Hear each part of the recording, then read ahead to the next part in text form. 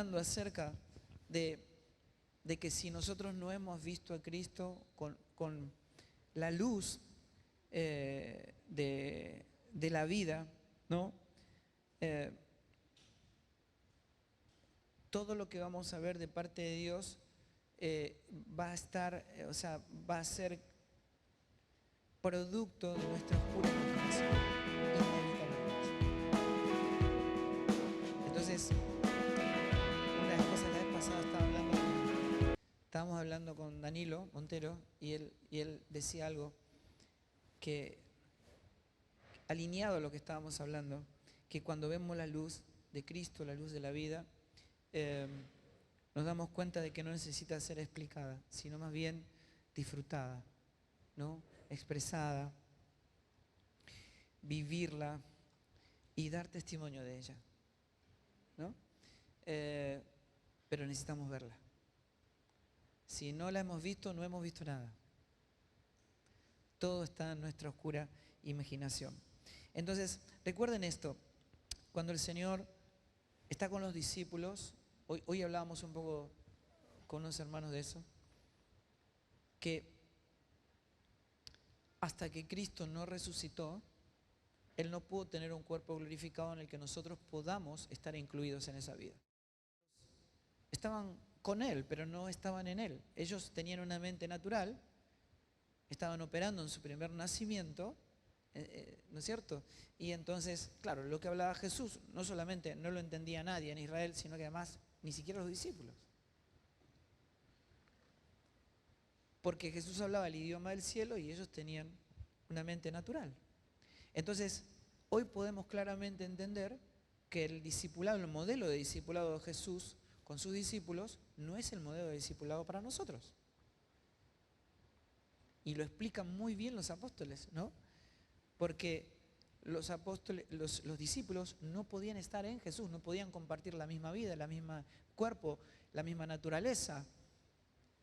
Y el Señor le dice, el Espíritu Santo que estará siempre con ustedes, a partir de ahora va a estar en ustedes y me serán testigos, porque me van a conocer, me van a ver.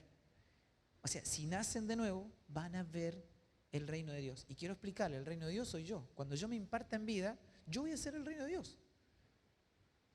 Ustedes van a ser el cuerpo y yo soy la cabeza. Cristo es dado por cabeza a la iglesia, la cual es su cuerpo.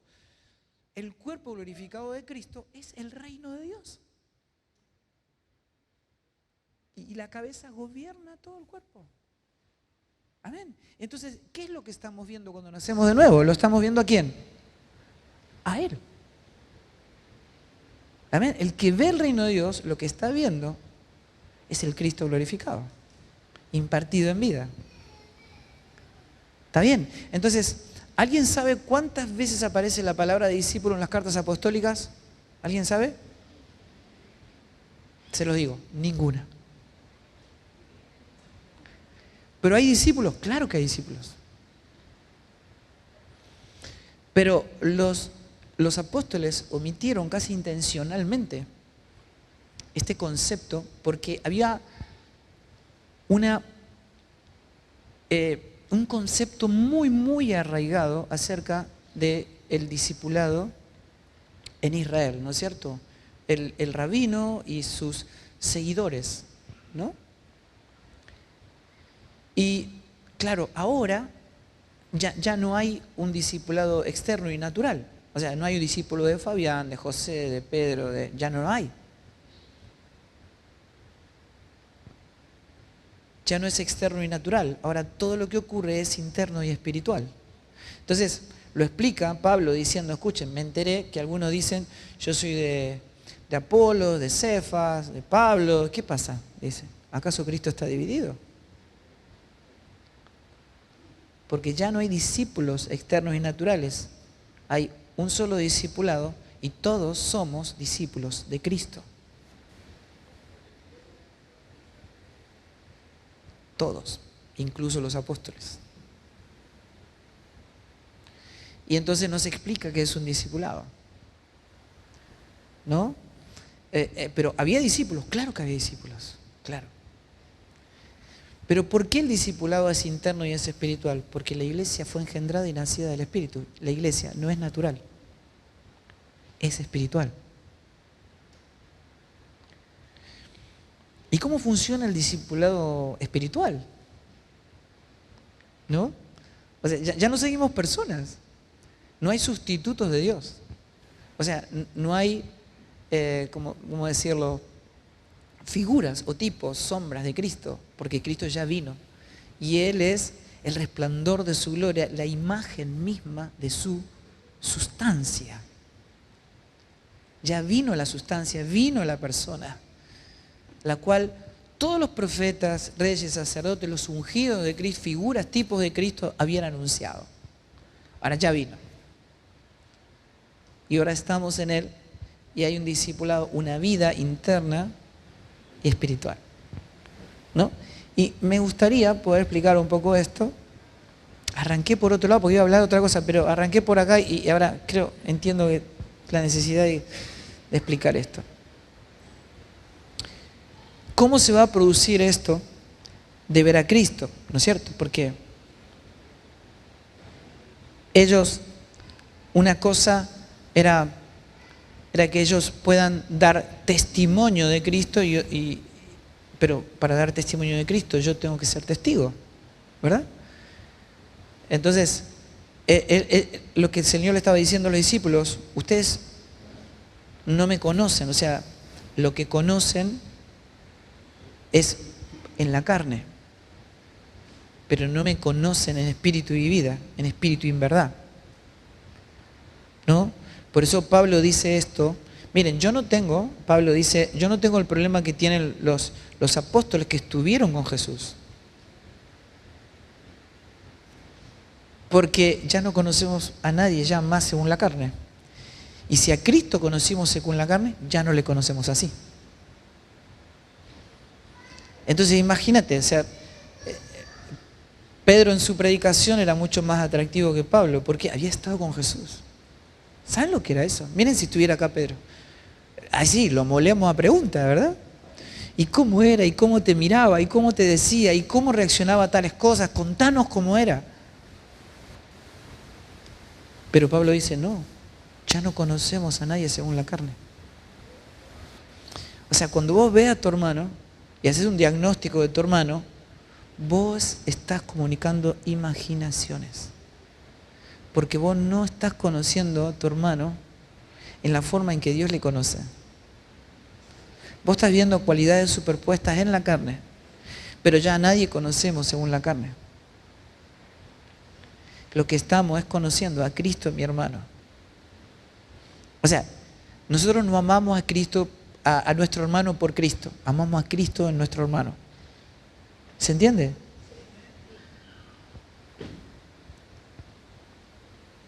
Entonces, la única manera de conocerle, Pablo lo explica de esta manera.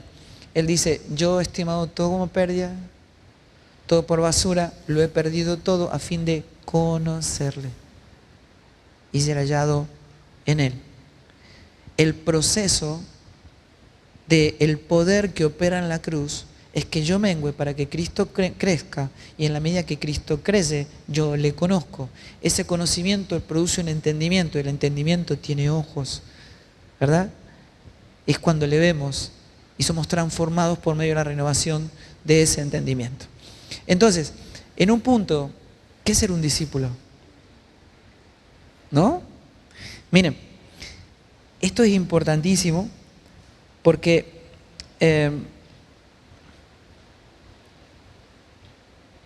cuando Pablo se encuentra con los atenienses, él dice, miren, yo vi que ustedes son muy religiosos, estuve viendo altares suyos y tienen Dios para cualquier cosa, pero hay uno que dice al Dios no conocido y dice, al que ustedes adoran sin conocerle.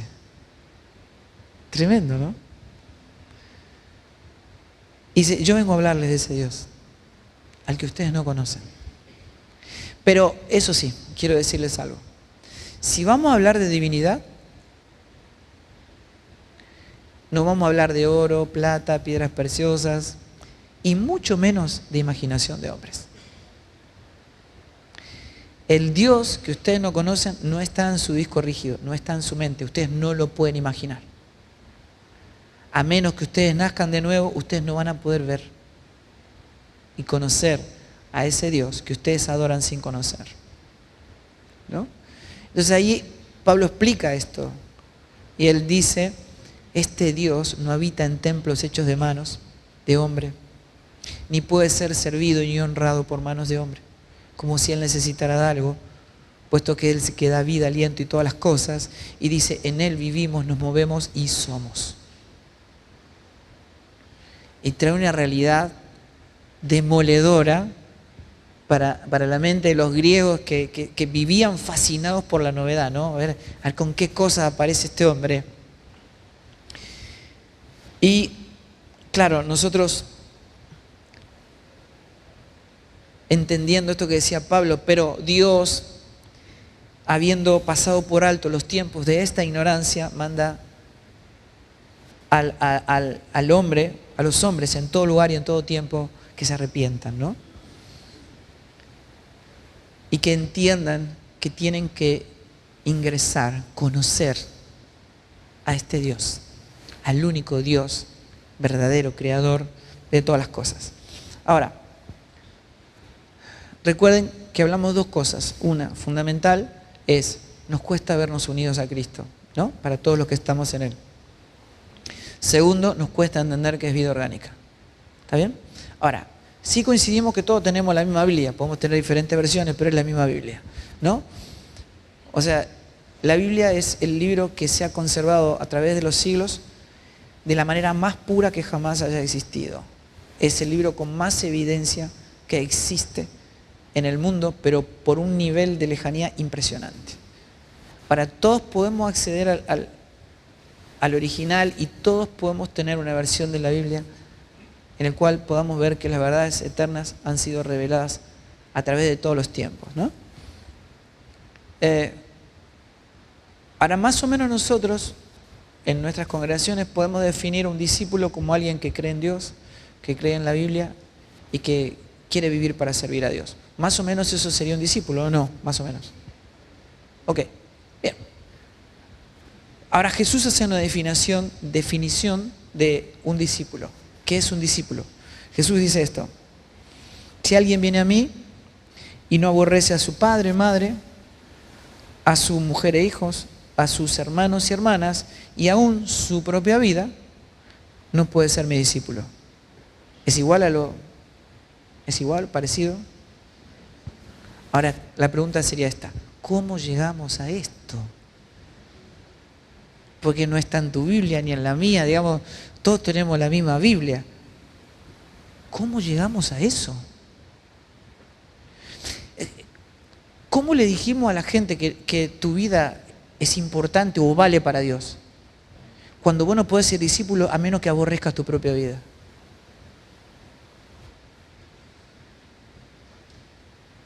¿Es fuerte o no? Ahora, el Señor dice que el que no aborrece a padre o madre no puede ser su discípulo. Sin embargo, dice que honremos a nuestros padres, ¿no? Dice que el que no aborrece a su esposa e hijos, pero sin embargo dice que amemos a nuestras esposas como Cristo amó a la iglesia y se entregó a sí mismo por ella para santificarla. Que amemos a nuestros hijos como el Padre nos ama a nosotros. Dice que el que no aborrece a su hermano no puede ser su discípulo. Sin embargo, dice que el que no ama a su hermano no conoce a Dios, porque Dios es amor. Entonces la pregunta es, ¿de qué está hablando Jesús? Escuchen, las verdades eternas no pueden ser interpretadas con nuestra mente natural. Nos llenamos de imaginaciones. Necesitamos entender a qué se refiere Jesús. Jesús iba a marcar en la cruz la gran división. La cruz es la gran división. La cruz no divide dispensaciones ni tiempos. Divide la vida de la muerte, la oscuridad de la luz, la carne del espíritu. ¿Está bien? Ok. Acá está la cruz, que está dividiendo dos creaciones. La muerte, la vida, la oscuridad, la luz, Adán, Cristo, la carne y el Espíritu. Amén. ¿Me siguen? Ok. Este hombre, o sea, lo que Jesús está diciendo, a menos que vos aborrezcas padre, madre, esposo, esposa, hermanos y aún tu propia vida, no puedes ser mi discípulo. Lo que el Señor estaba diciendo, a menos que vos aborrezcas a este hombre, no podés amar a este hombre. ¿Me siguen? Este hombre tiene relaciones. Padre, hijo, esposo, hermanos, familia. Y este hombre tiene vínculos. Padre, hijo, esposo. ¿Qué? Si vos no aborreces esta creación en todo lo que es y en todos sus vínculos y en todas sus relaciones, vos no vas a poder abrazar a este hombre en la vida y la sustancia de la vida y la verdad que es Cristo. ¿Se entiende o no? Ok. Ahora, recién decíamos, ¿no es cierto?, que este esposo no puede amar, se sirve del otro, pero este esposo no se sirve del otro, no busca lo suyo y el amor nunca deja de ser. ¿Está bien? O sea que son dos creaciones completamente opuestas, diferentes, pero coexisten en nuestra alma.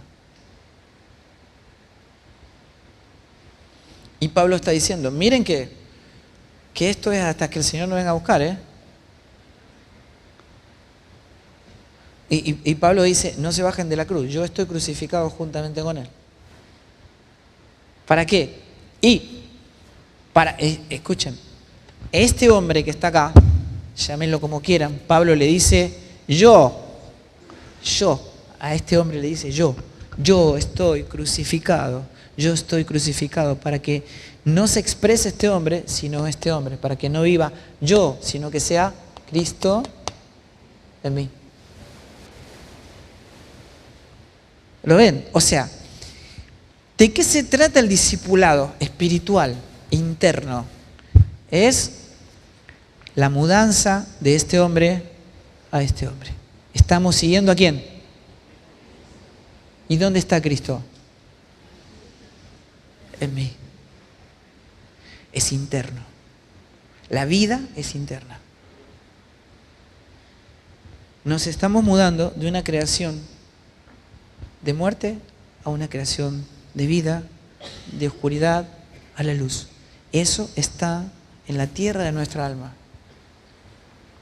También en la medida que Cristo está siendo formado, yo estoy siendo un discípulo de Cristo.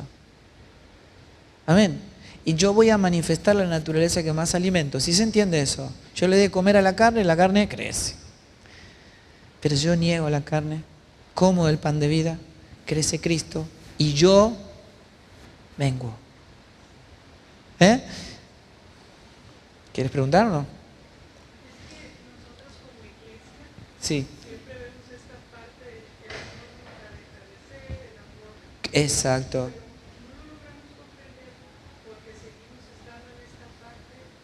¿Viste? Ahí explico lo que dijo. Nosotros, siempre que leemos las Escrituras o enseñamos acerca de lo que Dios está revelando de sí mismo a través de las Escrituras, estamos viendo como el producto terminado, pero en un sentido estamos procesando con la mente natural aquello que en realidad está en la naturaleza divina. O sea, no estamos llenando imaginaciones. Pero piensen en esto, por ejemplo, cuando Moisés, por dirección de Dios, saca a Israel de Egipto, él sube al monte y como tardaba, ¿qué hizo el pueblo de Israel? Juntó, dame tu anillo, tu cadenita, qué sé yo, juntó oro, y hizo un becerro de oro. Pero ese becerro de oro, escuchen porque es interesante, no era otro Dios. Para ellos no era otro Dios. ¿Saben lo que dijeron de ese becerro? Este es el Dios que nos sacó de la esclavitud de Egipto. ¿Qué hicieron? Sustituyeron a Dios. ¿Con qué? Con imaginaciones. ¿Qué es nuestra mente? Una fábrica de ídolos. Porque nos imaginamos a Dios, pero Dios no es como lo imaginamos. Dios es como es. Para eso tiene que ser conocido, revelado a nuestra vida. Yo no puedo ser transformado a menos que le vea. ¿Verdad? Jesús dijo, el que tiene hambre, venga a mí y coma. Pero no podemos comer imaginaciones. Hay que verlo. ¿No? Esto es importantísimo. Entonces, para poder entender qué es un discípulo de Cristo y cómo Cristo es formado en mi vida, ¿no? Yo tengo que comprender que el poder que me traslada de este hombre a este hombre es el mismo poder que operó en Cristo resucitándolo de los muertos. ¿Entienden eso? O sea, no hay mayor poder. O sea, ese poder y esa persona están en mí para que yo pueda verlo y expresar el propósito para el cual fui creado. Escuchen, o sea, no hay pericia, no es por obras, es por gracia. ¿Qué quiere decir eso? Si yo te regalo algo, o sea, la gracia que es un regalo inmerecido, ¿ok? ¿Cuál es la dádiva, el regalo de Dios? El Hijo. Y en Él, todas las cosas. Entonces, Él nos dio a su Hijo. ¿Y ahora qué nos pide? A su Hijo. O sea, Dios te está pidiendo lo que primero te concedió. No hay nada que le podamos dar. Todo es gracia. ¿No es cierto? Entonces, si yo te doy mi billetera, ¿no? Y digo, cuando yo te la pida, me la das. Ok, eso tiene derecho legal. O sea, si él se va, me está robando, ¿no? Pero cuando yo te digo, bueno, ahora dámela, vos me estás dando lo que en realidad es mío. ¿Verdad? O sea, Dios nos dio a su Hijo. Y ahora lo que Él quiere es ver a su propio Hijo. Que es todo lo que le glorifica, todo lo que le complace, todo lo que ama, todo lo que desea. ¿Amén? ¿Se entiende? Ok, entonces no depende... ¿Por qué esto en realidad, o por qué el Evangelio en un sentido es simple? Porque no depende de nosotros. Es todo gracia, todo lo hizo Él. Él no solamente nos dio... Supónganse que hubiera un cadáver acá, ¿no? Y yo le digo, anda a buscarme un vaso de agua. ¿Puede responder? No. Insistimos en esto. Pastores, los muertos no comen. No hablan. O sea, ¿cuál es esta cuestión? Las grandes crisis de la iglesia de casi todos los tiempos es no comprender que no se puede discipular gente muerta. No comen. No comen. Tienen que nacer de nuevo. ¿No? Cuando nace un bebé llora, ¿y qué es lo primero que dice la madre? Tiene hambre, porque si hay vida, hay hambre. Y el Señor dijo, bueno, el que tiene hambre, venga a mí y coma. ¿Entienden? Si hay hambre, comemos el pan de vida. Y cuando comemos, Él crece. ¿No? Es lo que el Señor enseñó como el verdadero ayuno. ¿Cuál es el verdadero ayuno? ¿Qué es el ayuno de Daniel? ¿El ayuno de quién más? No, el verdadero ayuno, el del que Jesús hablaba. No es que nos coma por comida natural por 40 días, no. ¿Cuál es el ayuno que Jesús hablaba? No coman de otro alimento que no sea el pan de vida. Es la obediencia del Hijo. Amén. ¿Sí o no? ¿Se entiende o no? ¿Por qué digo la obediencia del Hijo? Primer punto. No tengan temor a equivocarse, pero porque estamos aprendiendo.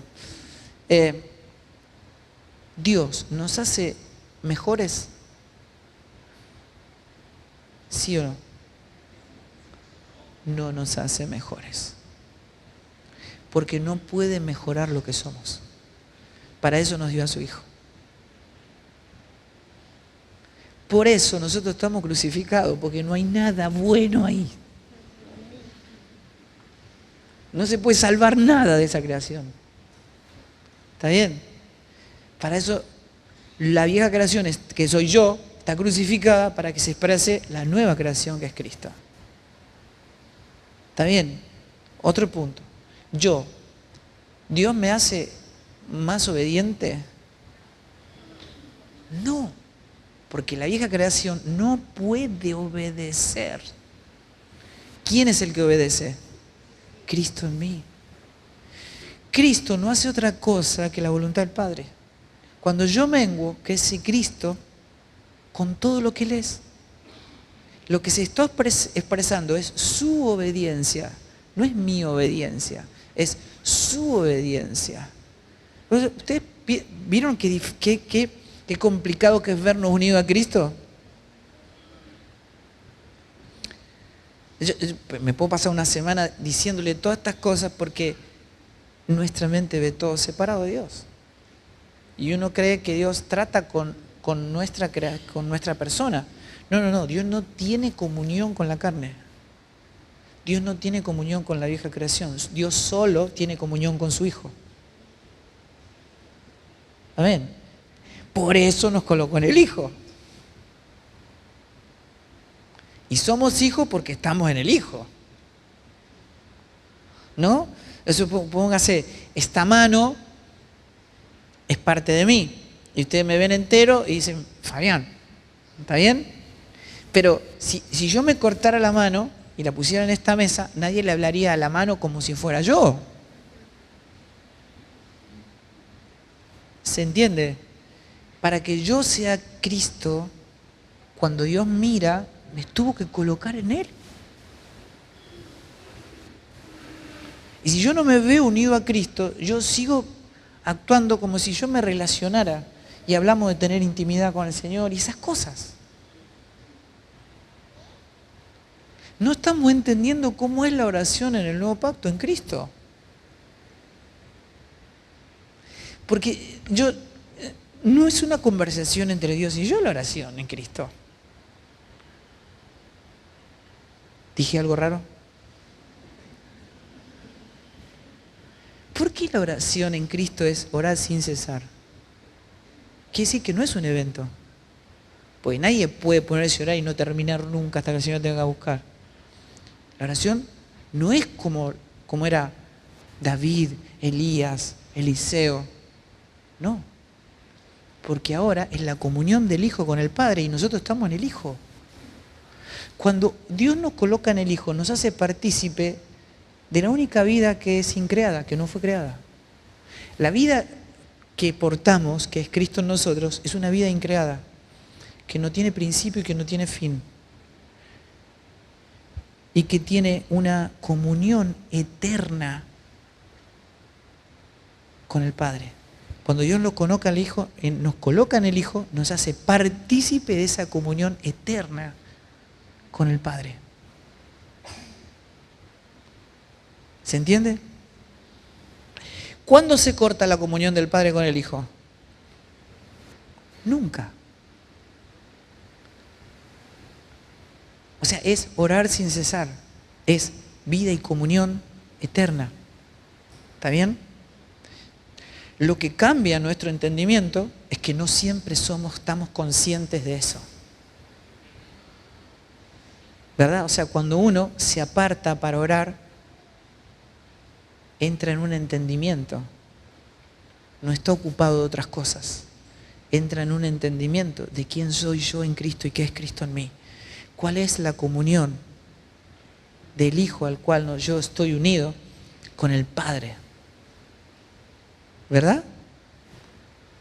Y tengo un entendimiento, una conciencia. O sea, nuestra medida de entendimiento produce una medida de conciencia de quiénes somos en Cristo y quién es Cristo en nosotros. Lo cual crea una identidad. Y ya no actúo como lo que era, sino como lo que soy ahora en Cristo. ¿Se entiende? Amén. Entonces, ¿qué es ser un discípulo? Un discípulo es tomar la cruz cada día, ¿sí? Para que no sea yo, sino que sea Cristo en mí. Esta es la forma en que estamos siendo trasladados a una mayor medida de Cristo en nuestra vida. Es que Cristo sea formado en nosotros. Eso es un discípulo de Cristo. Amén. Es interno y es espiritual.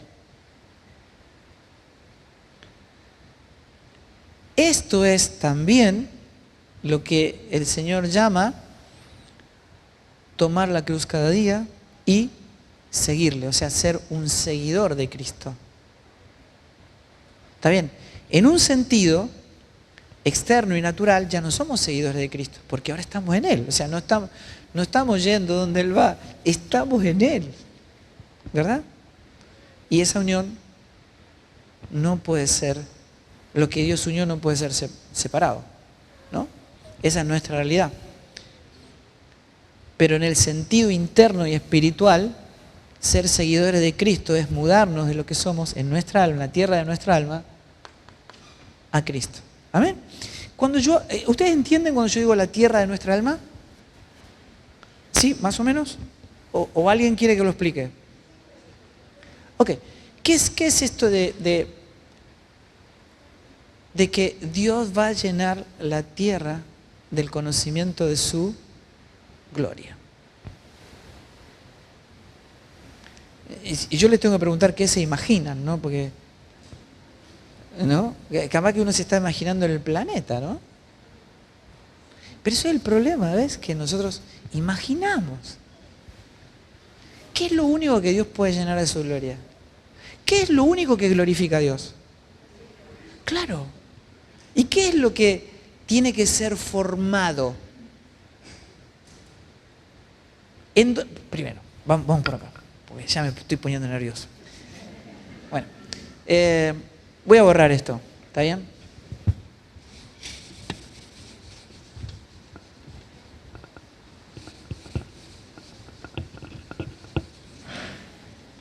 Ahí está. ¿Recuerdan la parábola del sembrador? El Señor dice, el sembrador salió a sembrar, ¿no? Y habla de 4 semillas, una que cayó al costado del camino, otra que cayó entre los espinos, otra entre las piedras, y una que cayó en buena tierra, la cual dio fruto a 30, 60, 100 por uno, ¿no? Claro, Jesús hablaba el idioma del cielo, entonces nadie entendía nada, ¿no? Y los discípulos dicen, Señor, no entendimos nada. Entonces el Señor le dice, bueno, miren, yo a ustedes les voy a explicar, porque a ustedes sí les he dado a conocer el reino. Y les explica. La semilla es la palabra. ¿Y quién es la palabra? Cristo es la palabra. Y dice, y la tierra, digamos, o sea, en donde hay espinos, es aquel como aquel. La tierra es aquel. En donde cae, ¿qué? La semilla, que es Cristo. ¿Ok? Bueno, lo vamos a explicar. Nosotros somos seres integrales, ¿verdad? En donde Dios nos hizo con cuerpo, alma y espíritu. ¿Está bien? Ok. Cuando Cristo, o sea, este es el diseño original. Así nos creó. ¿Está bien? Cuando Adán toma del árbol equivocado y muere, lo que muere es su espíritu. Y Dios es espíritu, por lo tanto, lo que se corta es la comunicación. ¿Está bien? Ya no tiene comunión con Dios, es destituido. Y entonces se convierte en un ser fragmentado. El espíritu muerto, el espíritu del hombre sin la vida de Dios, pierde el gobierno de Dios y crea su propio gobierno, ¿no es cierto? Y se configura el alma en un gobierno individual, sin la vida. Entonces ahora los apóstoles lo definen como Adán, alma viviente.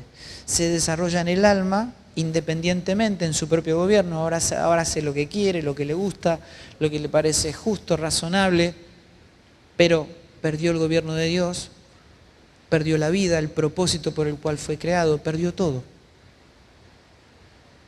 Está perdido, está condenado y se convirtió en la sustancia de la muerte, de la oscuridad y del pecado. Es esto. Pero vino Cristo, ¿no es cierto? Y vino como espíritu vivificante, o sea, espíritu que da vida. ¿Está bien? ¿Y qué hizo? Le dio vida a nuestro espíritu. ¿De qué manera? Uniéndose, porque lo que hoy explicábamos, ¿no es cierto? La vida está en el Hijo. Nos tuvo que colocar en Él. Entonces se hace uno, lo pongo acá para que se acuerden, uno con nosotros. ¿Está bien? Y le dio vida a nuestro espíritu y recuperamos el diseño original. O sea, el Evangelio es una vuelta a casa, amados. Esta es la realidad. Volvimos. Y, claro, el punto es así. El alma es la reguladora. Digamos, ustedes lo que están viendo y oyendo de mí es alma, ¿no? En el alma está el asiento de la razón, de las emociones, ¿no es cierto? Todo está ahí, en el alma. Pero el alma es configurada de acuerdo al espíritu que la gobierna. Si es el espíritu del hombre, está configurada con la configuración adámica. Entonces, lo que está diciendo es esto. Cuando Adán murió, todos morimos en él. ¿Se entiende eso? O sea, si tu abuela hubiese muerto a los 3 años, se hubiese muerto en ella tu mamá y vos, ponele. Bueno, cuando Adán murió, todos morimos en él. Pero así como la muerte entró por un hombre, la vida entró por un hombre. ¿Está bien? Entonces ahora todo lo que está en Adán está muerto, pero ahora todo lo que está en Cristo está vivificado. ¿Está bien? Ok. O sea, es importante esto. Cuando Dios mira a la humanidad, ve 2 personas, no ve más que 2 personas. Si estás en Adán, estás muerto. Estás en el árbol equivocado. Si estás en Cristo, estás vivo. Dios solo ve a su Hijo. Dios solo tiene comunión con su Hijo. Si estás en Él, tenés vida, tenés comunión con el Padre, ¿verdad? Hay vida eterna, ¿no? Por eso somos trasladados de una creación a otra. El punto es este. Acá está la obra completa, terminada de Cristo, cuando Jesús dijo, consumado es. ¿Está bien? O sea, ¿qué quiere decir consumado es? La obra está terminada. ¿Hay que agregarle algo? No, está terminada, completa. O sea que en un sentido espiritual y eterno, Dios ya reposa de sus obras. No está obrando. ¿Dije algo complicado? La obra está terminada. ¿Qué es el Evangelio? Es el Espíritu Santo revelándonos la obra terminada. O sea, el Evangelio es un hecho consumado en la eternidad de Dios en Cristo que nos tiene que ser notificado. ¿Está bien? Entonces, ¿en qué consiste todo el obrar de Dios? Es formar a Cristo. La obra consumada, terminada, ¿dónde? En nosotros. ¿Está bien? El Espíritu Santo no hace otra cosa más que hablarnos, revelarnos, formar a Cristo en nosotros. Esto lo dijo Jesús. El Espíritu Santo no hace nada por sí mismo. Él les va a hablar de mí. Él me glorificará porque tomará de lo mío y os lo hará saber. Amén. Esa es toda la obra del Espíritu Santo.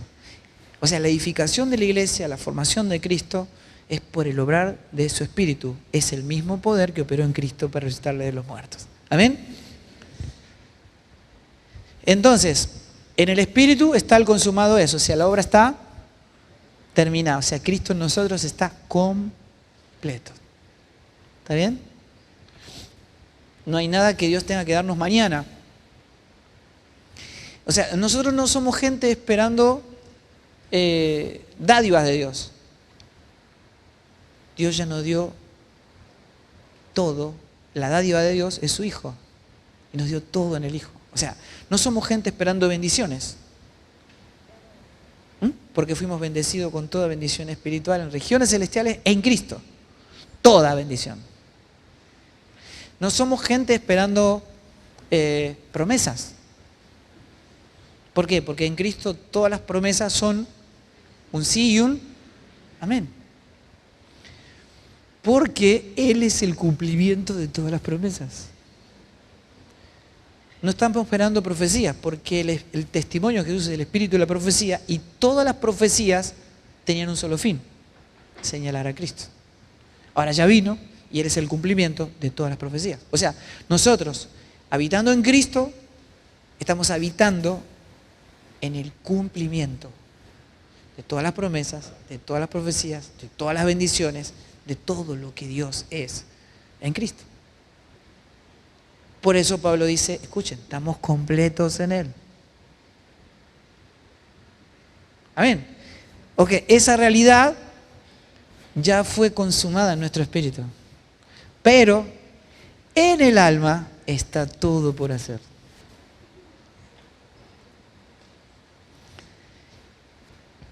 Esta alma ahora está saliendo, lo que hablamos esta mañana, del vientre adámico y está siendo trasladada ¿a dónde? Al ámbito Cristo. Entonces, yo esto lo he explicado muchísimas veces, pero bueno, lo hacemos rápido. ¿Esto sirve para alguno de ustedes? Ok. Supongan que esta es el alma, ¿no es cierto? O sea, viene configurada con todo carne. Esto es todo carne, carne. Adán es carne. ¿Está bien? Entonces, cuando nosotros nacemos, no tenemos información de la vida en la que estamos naciendo. Pero ahora estamos en ese ámbito y empezamos, por gracia y por el poder de su Espíritu, a conocerle. ¿No? Pero somos bebés, niños espirituales. No sé, cuando hay un nacimiento hay una explosión de alegría, ¿no? Es como suponete vos estudiaste toda tu vida para recibirte, no sé, de médico, de arquitecto, lo que fuera, y te recibís. Bueno, ese día celebrás con toda tu familia, con todos tus amigos, pero el otro día empieza lo mejor, que es empezar a ejercer aquello en lo cual te convertiste. ¿No? O sea, cuando nacemos de nuevo, nos encontramos con el Señor, pero no le conocemos. Ahora comienza lo mejor, que es conocerle, para que Él sea formado en nosotros. ¿Amén? Entonces hay un obrar del Espíritu que lo único que hace es darnos a conocer a Cristo. Y entonces, en la medida que le conocemos, va creciendo la medida de Cristo. Cristo va siendo formado en nuestra alma. ¿Se entiende? Ok, y hoy como hablamos, la carne tiene sentido de autopreservación, se defiende, ¿no es cierto? Si se siente ofendida, ¿qué quiere hacer? Y quiere ejercer su justicia propia, ¿no? Se ofende, se enoja, critica. ¿Vieron qué importante eso, no? Porque hoy hablamos un poco de esta cuestión de decir, hay hombres que pueden decir, este pastor o este hermano nunca leyó este pasaje bíblico, no entiende ese concepto bíblico. Y es capaz que tiene razón. Es capaz que ese hermano nunca vio y nunca entendió ese pasaje bíblico, pero el que está diciendo eso nunca vio a Cristo.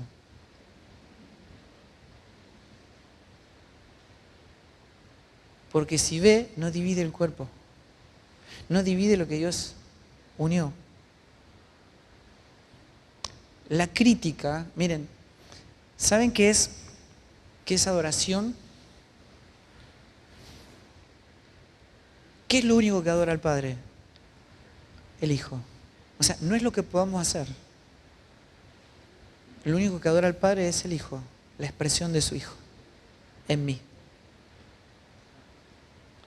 Entonces, esto es importante porque en el Antiguo Testamento la oración, la adoración, porque no había un nacimiento del Espíritu, la adoración era externa y natural, porque tenían una relación, no una comunión, no había una misma vida, no estábamos en Él. Entonces había una relación, ¿no? Y entonces, claro, ahí ustedes veían todo lo que había en Israel era un anuncio y un tipo, una figura de Cristo, ¿no? Y entonces ahí había un templo en Israel. Pero ¿quién es el templo ahora? ¿Quién es la casa donde habitamos? Cristo. Él dijo, destruyan el templo, en 3 días lo voy a reedificar, y la Escritura dice que está hablando ¿de quién? De Él mismo. Él es la casa en la que habitamos, el templo en el que habitamos. ¿Está bien? Había un tabernáculo. ¿Quién es el tabernáculo ahora? Cristo. Había un cordero, un sacrificio. ¿Quién es el cordero ahora? Cristo. Había un rey. ¿Quién es el rey ahora? ¿Quién es el fuego? ¿Quién es el agua? ¿Quién es? ¿Entienden? Todo era una figura de Cristo. Entonces, David era una figura de Cristo, Abraham era una figura de Cristo, Elías era una figura de Cristo. El Éxodo, cayó el maná del cielo, ¿no? Y él dijo, miren, sus padres comieron de ese pan, pero murieron. Yo soy el verdadero pan que descendió del cielo. El que come de mí no morirá jamás y no tendrá hambre nunca más. ¿No? La historia del diluvio, la historia, o sea, lo que estaba transportando el arca no era la familia de Noé, era una simiente divina. Estaba transportando a nosotros, ¿entienden? Esa arca es donde entramos para ser salvados de la ira de Dios. La historia de Jonás, Jesús mismo cita a Jonás, diciendo, así como Jonás pasó 3 días y 3 noches en el vientre del pez, así es necesario que el Hijo del Hombre pase 3 días y 3 noches en el vientre de la tierra. ¿De quién estaba hablando la historia de Jonás? De Cristo. Y Jesús viene y le dice a los escribas y fariseos, ustedes leen las Escrituras porque piensan que en ellas está la vida eterna. Ahora, la vida eterna soy yo, pero no quieren venir a mí para tener vida. Y les dice, miren, ustedes me hablan de Moisés, pero Moisés no hizo otra cosa más que hablar de mí. Me hablan de Abraham, pero Abraham no hizo otra cosa más que hablar de mí. Todas las Escrituras, dijo el Señor, dan testimonio de mí. ¿Cuánto? Todas.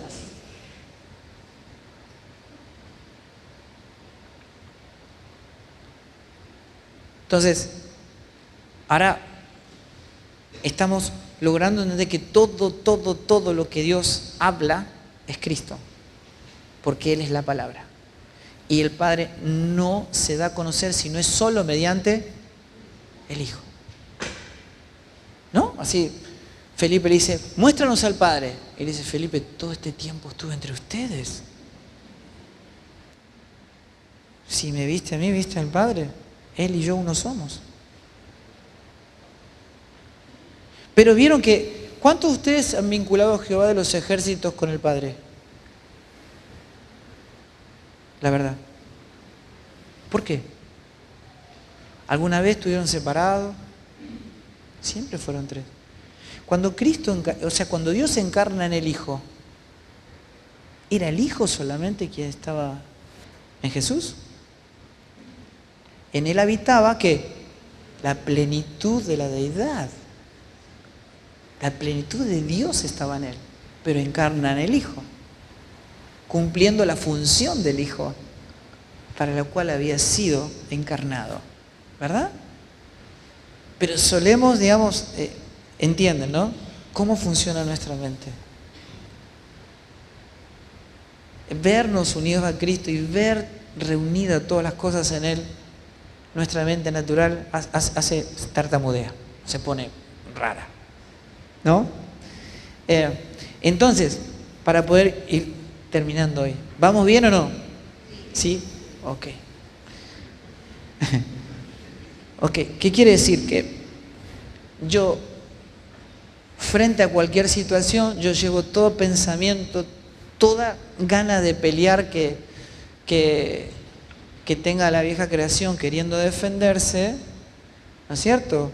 Y decíamos esto, ¿no? De adoración es hablar de la plenitud de Cristo en mi vida, o sea, ¿no? De lo concedido, Cristo, y en Él todas las cosas. Pablo dice, lo cual también hablamos. O sea, cuando hablamos de la plenitud de Cristo en nosotros, ¿qué estamos haciendo? Dios a eso le llama adoración. ¿Qué es la crítica? La crítica habla de mi insatisfacción, ¿no?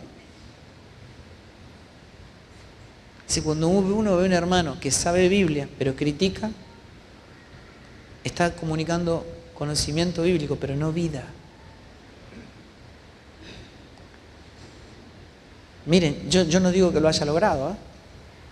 Digo que la misma verdad nos corta a todos. Esta es la realidad. Si vemos a Cristo, vamos a ver unido todo lo que está reunido en Él. Podemos ver la equivocación de nuestro hermano como la vasija, digamos, ¿no es cierto? Pero nos vinculamos al tesoro. Amamos a Cristo, nuestros hermanos. No podemos separar lo que Dios unió. Eso muestra que hay vida. Amén. Miren que yo digo esto y insisto en esto, que yo entiendo, yo sé cuando le estoy pegando una patada en los dientes, créanme. Yo lo sé, porque trata conmigo también. Porque trató con los apóstoles. Porque es la verdad que nos gobierna, que nos tiene que gobernar. Amén.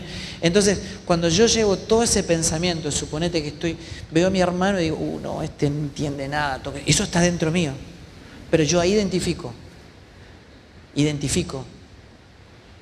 la naturaleza en la que estoy operando. ¿Qué hago? En vez de decirlo, lo llevo cautivo a la obediencia a Cristo. Enmudezco esa creación que no tiene por qué participar, porque si participa rompe, divide.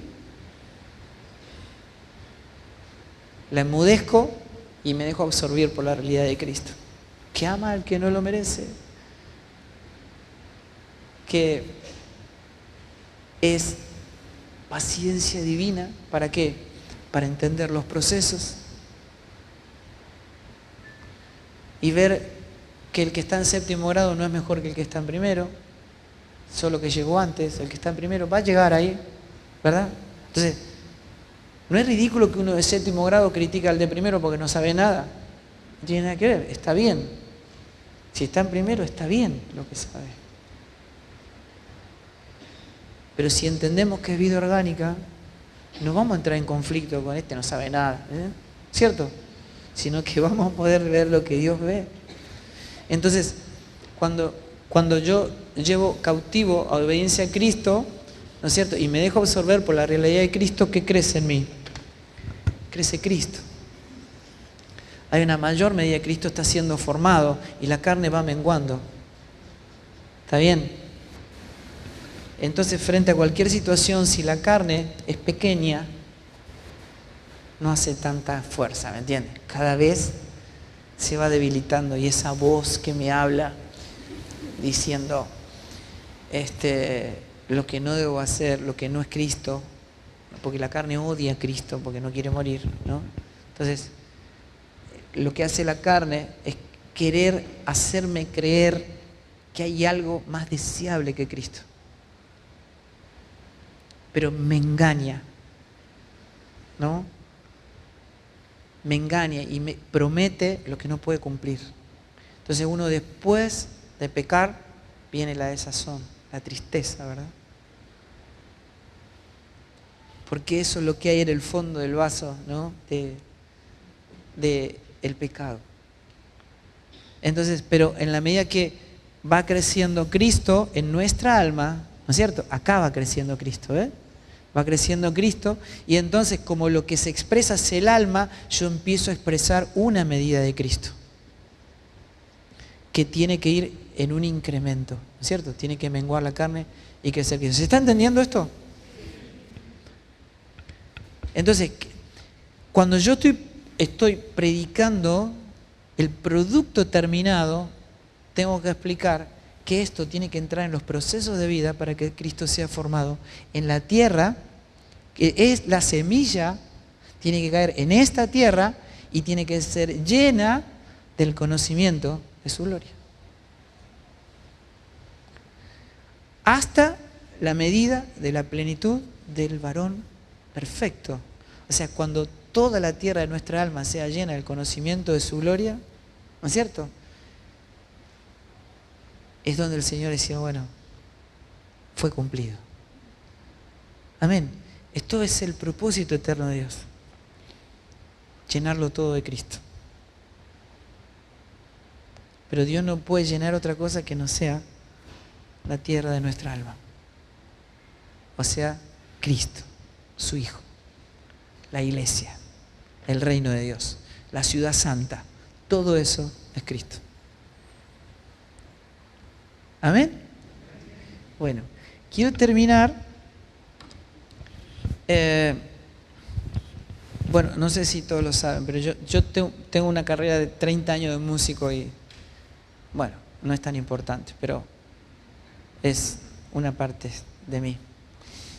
El año pasado compuse una canción y encontré un chico, hace un tiempo, en Los Ángeles, que entendí que podía representar muchas de las cosas que vemos por revelación divina, ¿no es cierto? Y lo hizo súper bien.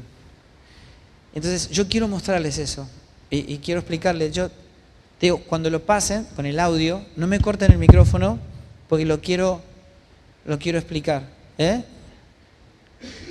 Dale, ahí va.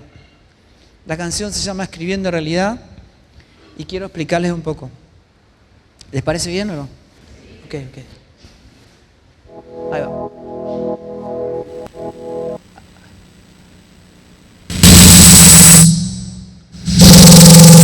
Oh my God.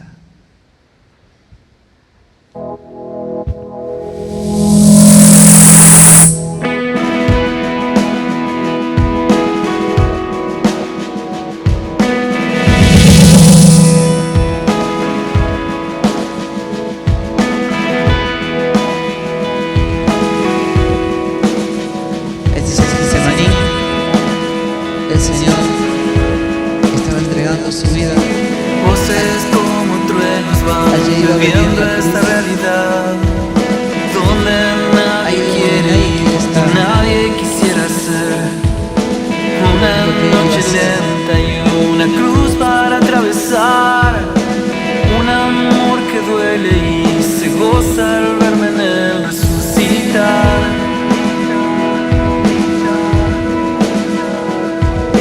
Silba y no sé dónde, no, tampoco sé dónde va.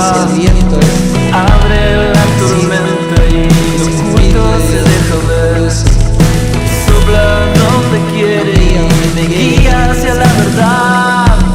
Todo se ve nuevo y vive haciéndome ver que yo nací de allá.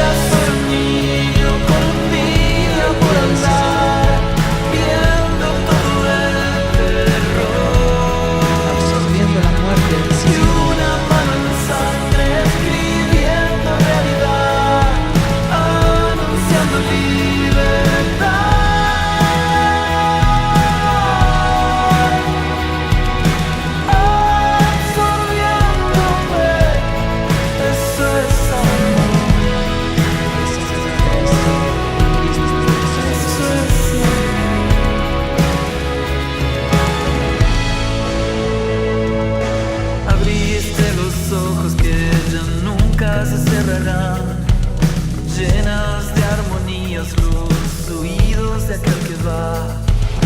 El placer sublima cada taller, aquel dolor, despertando en la trayectoria de este viaje a la verdad. Ah.